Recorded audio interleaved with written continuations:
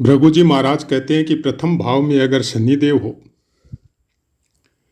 तो इंसान जातक दृष्टि से ही शत्रु का नाश करने वाला, धनी, थोड़ा लोभी और शारीरिक दृष्टि से वात पित्त प्रकृति का, थोड़ा स्थूल स्थूल का शरीर, ऐसे इंसानों का होता है।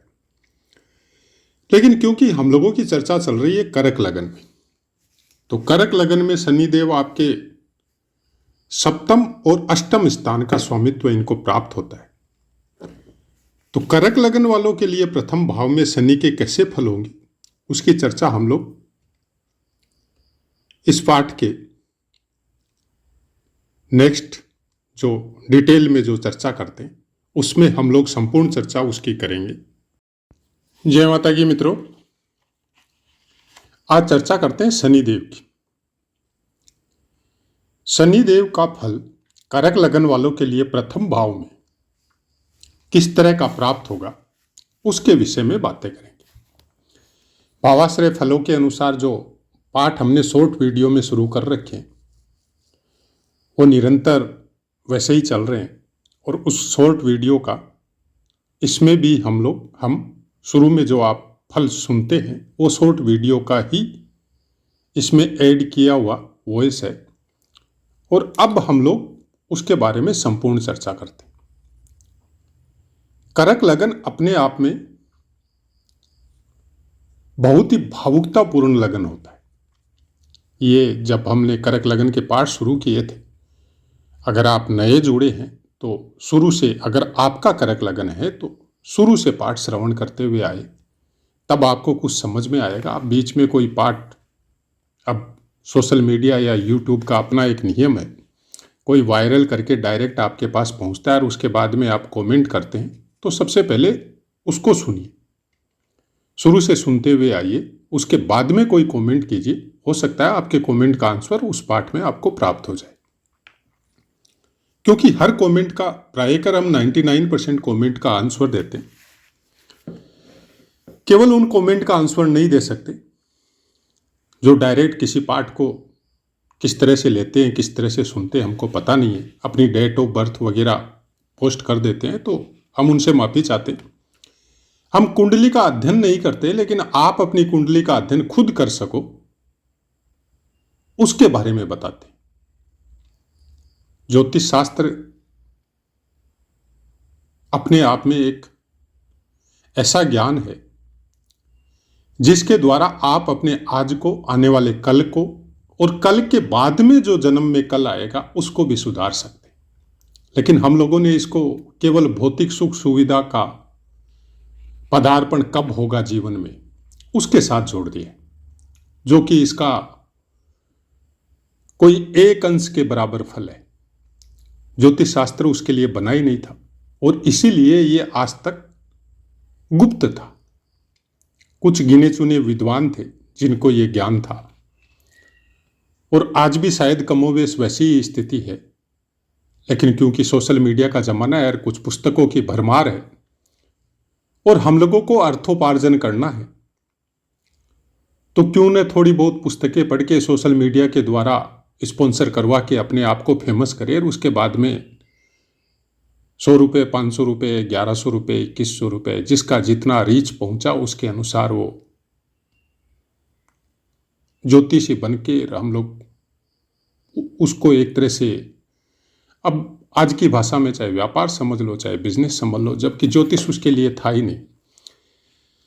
लेकिन विडंबना है कलयुग की, उस पे आप और हम अंकुश नहीं लगा सकते।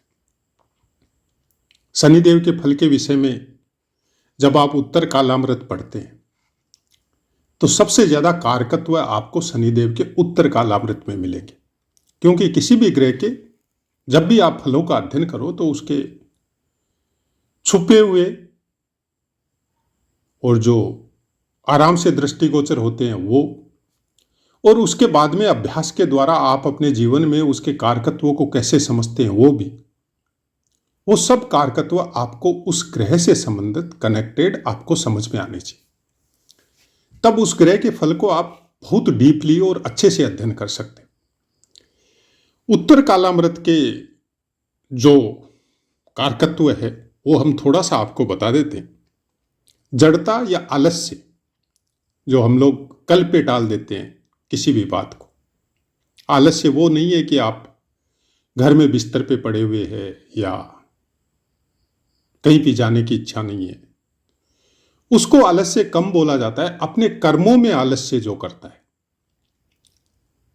क्योंकि कारक कर्मों के शनिदेव है। शनिदेव को आप समय समझिए।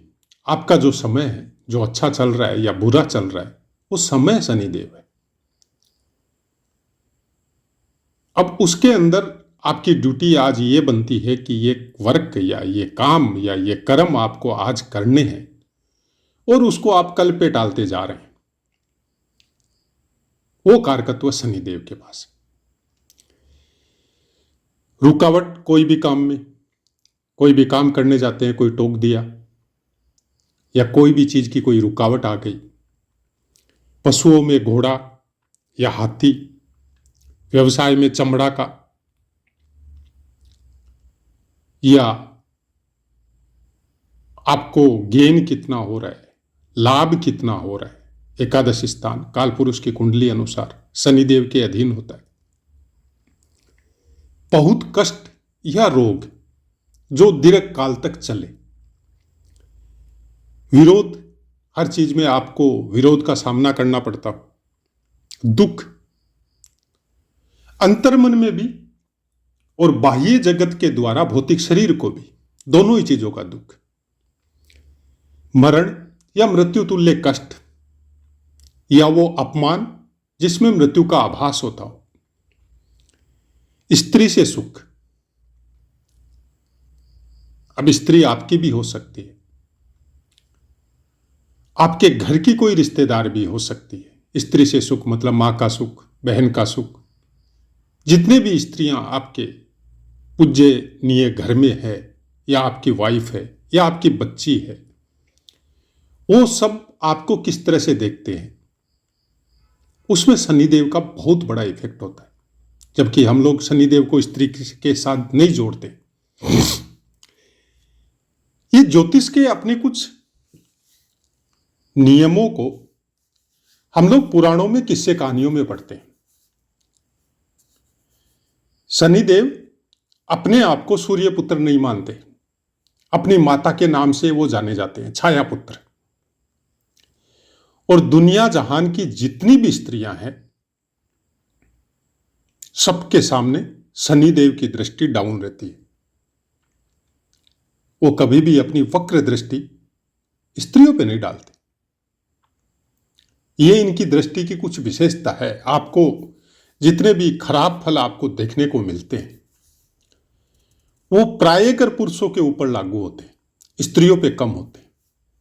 आप अभ्यास में देखिएगा उस चीज को, तब आपको पता चलेगा कि पुरुषों के द्वारा स्त्री को कष्ट हो सकता है, लेकिन शनिदेव की महादशा में अगर शनिदेव उनके योग कारक नहीं भी है, तो भी इतना कष्ट उनको प्रदान नहीं होता है। ये एक अलग बात है कि हम लोग अपने कर्म ही कुछ इस तरह से कर रहे हैं, तो उसका तो कोई हम लोगों के पास ऑप्शन नहीं है। वो तो कर्मों का फल तो निश्चित है, वो आपको मिलना ही मिलना है, चाहे आज मिलो, चाहे कल मिलो, चाहे परसों मिलो। चांडाल प्रवृत्ति शमशान में, या कुछ इस तरह के काम जिनमें आपको शमशान संबंधी कार्य करने पड़ते हो, या जानवरों के, आजकल तो सरकार के अपने नियम है तो वैसे कुछ होते नहीं है, लेकिन चांडाल शब्द आप दोनों जगह जोड़ सकते हैं। इसको धर्म के साथ भी जोड़ सकते हैं, और भौतिक शरीर के साथ क्रूरता करता है कोई किसी के साथ भी, उसको भी चांडाल बोल सकते हैं कि आदमी के अंदर कोई दया भावना नहीं है। और चांडाल एक धर्म के साथ जब हम जोड़ते हैं हम लोग, तो वो इंसान जो अपने कर्तव्य के अनुसार अपना कर्म कर रहा है, बिना कोई छल कपट या भेदभाव के। आप देखिए शमशान घाट में जिनको चांडाल बोला जाता है, उनको हम लोग आराम से बोलते हैं कि कोई दया भावना नहीं है, लेकिन ये उसके कर्तव्य है। वहां पे उसके लिए दया भावना मीनिंग नहीं रखती। उसको वैसा कर्तव्य दिया है शनिदेव ने, और वो अपने कर्तव्य का अक्षरशः से पालन करते जा रहे। चिरस्थायी मिथ्या भाषण, पौरुषहीनता, अधार्मिक कृत्य या दासता का कर्म। पौरुषहीनता में जब करक लगन के शुक्र के फल गए थे, तब हमने आपको बताया कि शुक्र तत्व की कमी पौरुषहीनता बोली जाती। अत्यंत क्रोध, शरद ऋतु, या फिर बुरे विचार, दुष्टों से मित्रता, पाप कर्म या क्रूर कर्म, लोहा वस्तुओं में, और उदारता, जो भी कुछ है वो दान कर दिया, या किसी ने कुछ मांगा तो अपने मन से दे दिया। दूसरे के कुल की विद्या सीखना, मतलब धर्म परिवर्तन करना, यह भी शनिदेव के कारकत्वों के अधीन आता है। ऐसी बहुत सी बातें शनिदेव के विषय में। आध्यात्मिकता, संत प्रवृत्ति, इसमें अच्छे और बुरे दोनों परिणाम है। अगर आध्यात्मिक लाइन में जाए तो शनिदेव से अच्छा ग्रह नहीं है,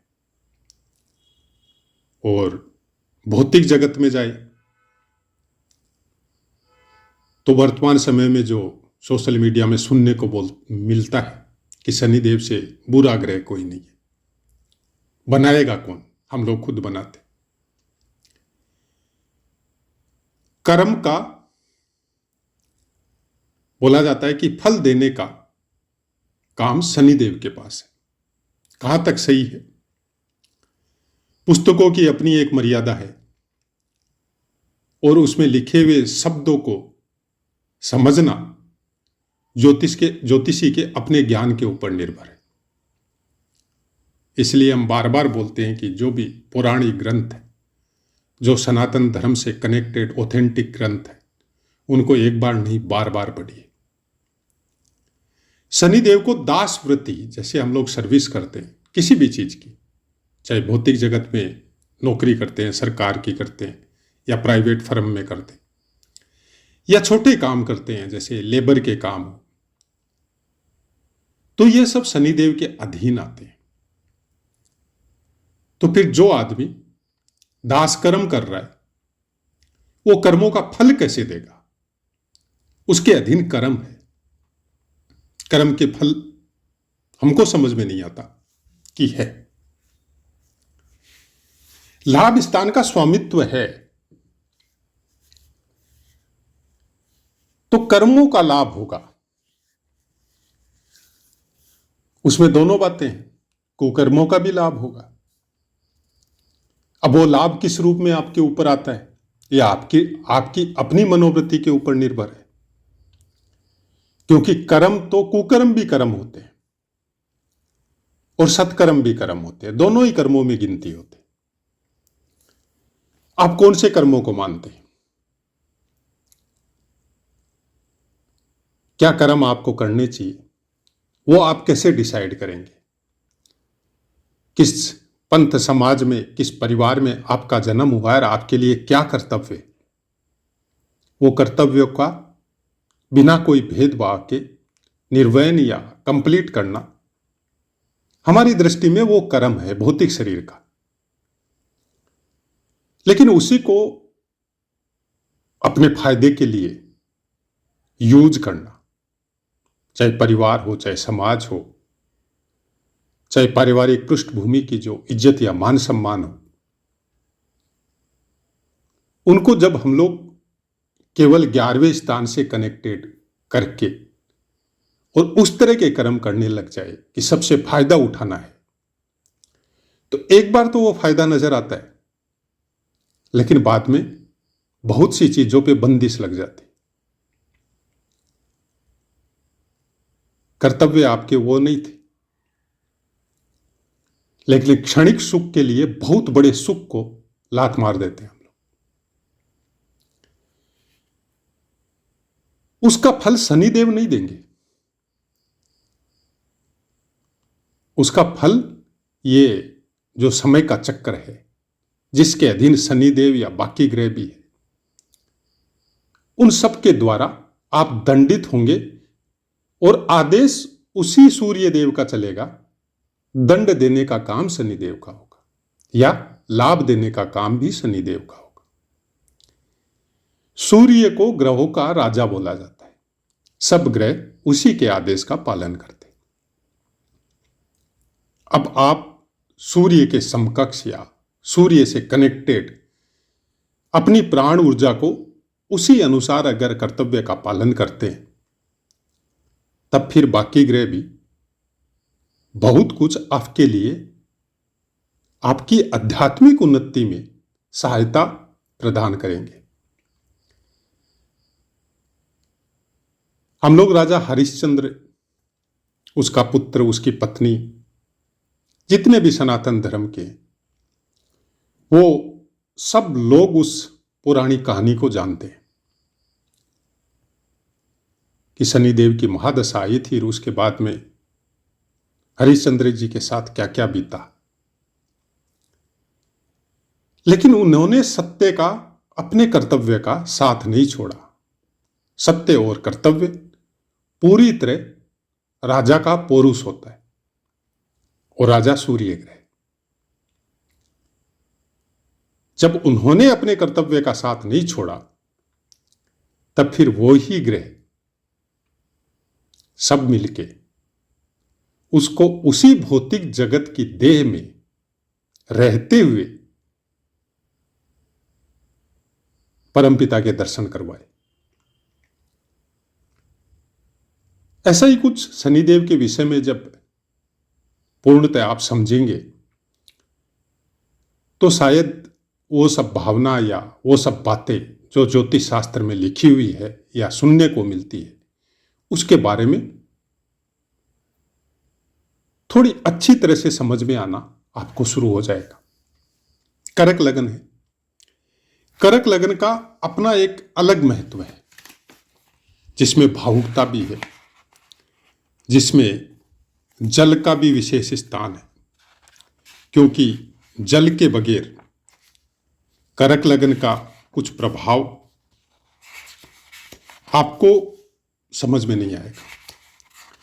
जितने भी करक लगन के इंसान हैं, आप देखिएगा उनके शरीर में जल की मात्रा कुछ विशेष होती है, या वो जल से बेसी लगाव करते हैं, या जल तत्व से संबंधित पेय पदार्थ उनको कुछ विशेष पसंद आते।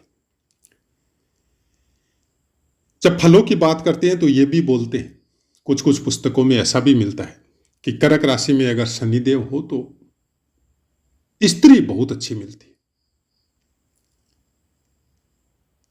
या बचपन में थोड़ी धन की कमी हो सकती, लेकिन बाद में धीरे धीरे वो उन्नति करता है, स्वभाव से मधुर होता है ऐसा इंसान, लेकिन रोगों से भी पीड़ित रहता है। अपने जवानी के काल में या यौवन काल में वो शत्रुओं को हमेशा दबा के रखता है और बंधुओं के सत्य के लिए बंधुओं के भी विरुद्ध हो जाता है। ऐसा कुछ कई पुस्तकों में करक राशि में शनिदेव होने से फल बताए गए हैं। अच्छी स्त्री का पति या सुशीला स्त्री का पति, ये बात थोड़ी समझ में आती है। उसका कारण है क्योंकि अपनी सप्तम दृष्टि से अपनी मकर राशि को ये संपूर्ण दृष्टि से देखते, लेकिन भाई बहनों के साथ में जरूर कमी करते। या तो उनका साथ मिलेगा नहीं, या ट्यूनिंग सेट नहीं होगी, या होंगे ही नहीं। हो सकता है अपने कुल में या अपने परिवार में एक ही पुत्र हो या एक ही पुत्री हो, ऐसा भी हो सकता है। उसके बाद में इनकी दशम दृष्टि अपनी मेष राशि नीच राशि पे ये प्रदान करेंगे। अब मंगल देव कहां विराजमान है, क्योंकि करक लगन में मंगल देव कुछ विशेष योग कारक होते, उसके बारे में आपको उसकी प्लेसमेंट के बारे में, उसके फलों के बारे में आपको जानना बहुत जरूरी है। क्या दृष्टि संबंध इनका है, तो फिर फलों में परिवर्तन आ जाता है। लेकिन शनिदेव की दशम दृष्टि जब दशम स्थान पे पड़ती है तो प्रायकर अच्छी होती है। उसका कारण है कि कर्मों के कारक शनिदेव है और अपने स्थान पे जब दृष्टि डालते हैं वहां पे राशि कौन सी है वो मीनिंग नहीं रखता इतना। हाँ, उसको देखना जरूरी है कि मंगल देव की राशि है और नीच राशि है, तो मंगल देव का स्थान या मंगल देव का प्लेसमेंट उसको जानना जरूरी है। कुछ पीड़ा आपको चोट चपेट की हो या काम में कोई रुकावट हो, वो सब आपको प्राप्त हो सकती है। लेकिन अगर आपके अंदर आलस्य नहीं है, अपने कर्तव्य के प्रति, अपने काम के प्रति पूरी ईमानदारी से उसका निर्वहन कर रहे हैं, तो फिर शनिदेव का फल यहां पे बहुत अच्छा होता है। लेकिन जैसा कि कर्क लगन में हमने बताया कि आलस्य के साथ भी जीवन हो सकता है, चीजों को कल पे टालने की प्रवृत्ति हो सकती है, शरीर में ढीलापन हो सकता है। शनिदेव शुष्क ग्रह है, सूखापन, आदमी मन में कोई विशेष उत्साह या उमंग, ये शनिदेव के कारकत्व नहीं है, ये चंद्रमा के। बहुत अच्छा फल शनिदेव का अगर कर्क लगन वालों के लिए प्रथम भाव में अगर आपको प्राप्त होता है तो कहीं ना कहीं आपका चंद्रमा बहुत बलवान है और बहुत अच्छी जगह प्लेस है, नहीं तो फिर मुश्किल है।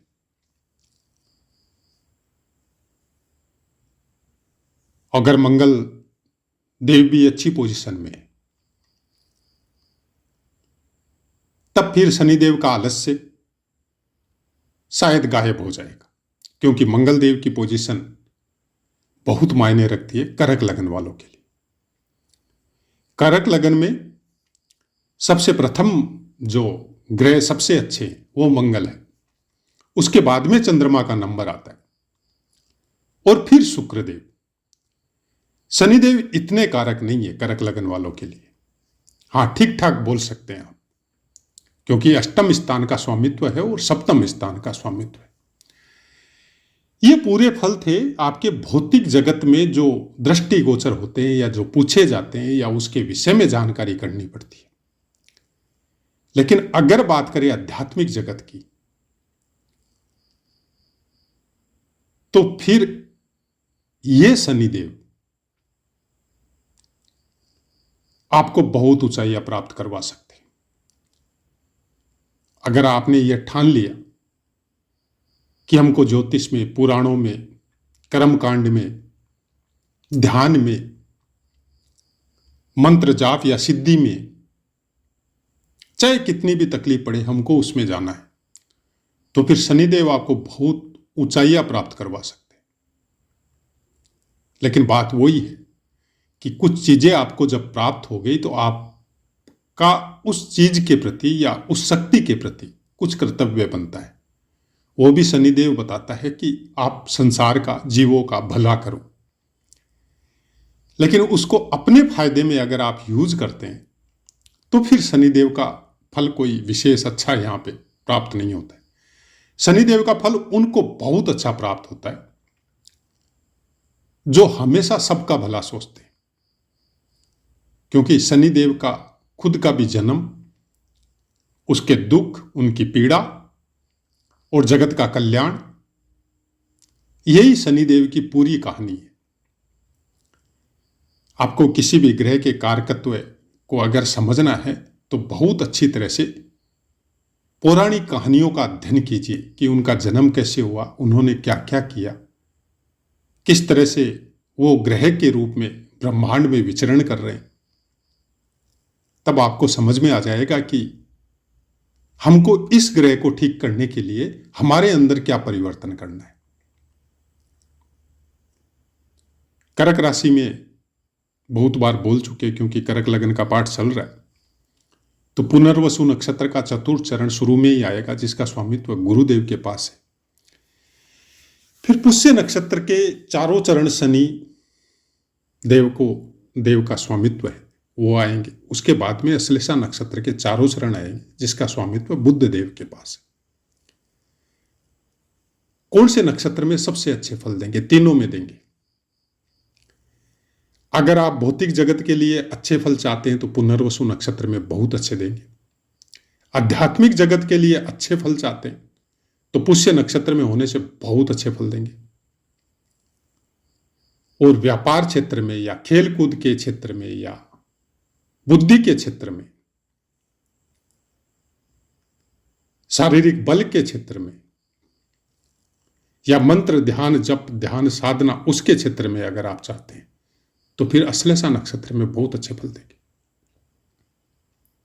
अब इन तीनों ही नक्षत्रों का स्वामित्व जो ग्रह है